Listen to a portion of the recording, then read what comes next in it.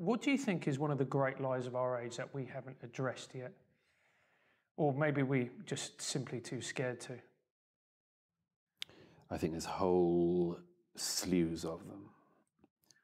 I don't know where to start. I mean, there's so many. I think there's so many presumptions of our age that I don't accept myself and would run against. I think there are ones that are causing us enormous pain. And it's very interesting if you look at the tick list of what are the issues which, whenever anyone treads on them, they're blown up.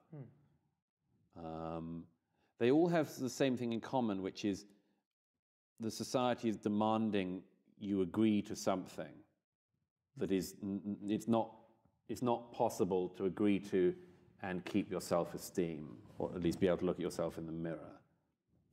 So the most obvious one is everything to do with gender and sex. That's why trans keeps tripping people up. Such a small issue, such a small issue, such a minority of a minority issue. But it keeps tripping people up because they just don't want to say the thing they're being told to say, which is that there is no difference between men and women and that we can migrate between the sexes and that our bodies are like pieces of Lego you can just stick bits onto, and then if you don't like it, you can take it off again.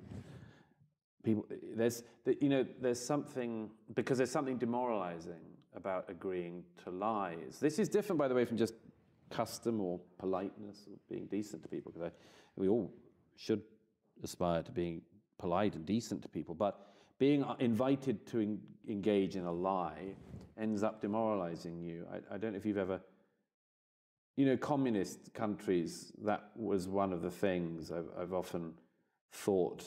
I've only been to a couple of countries still trying that wretched experiment, but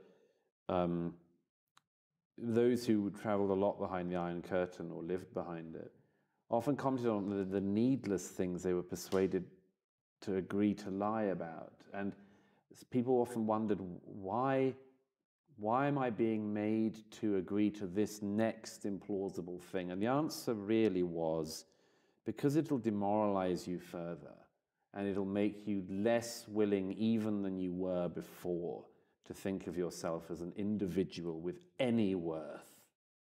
So that's the plan. And I don't say that that's organized. I just think that it's subtle that people slip into it.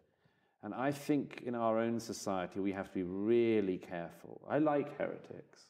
I like dissidents. I like the people who say the thing that no one else will say. I admire it. And I think we have to be very careful as a society we don't slip into on that issue, on gender, on sex, sexuality indeed. That we don't slip into a sort of a load of untruths which basically will just demoralize us. Because the truth is energizing. That's one of the things. It's like, oh, such a relief not to have to lie.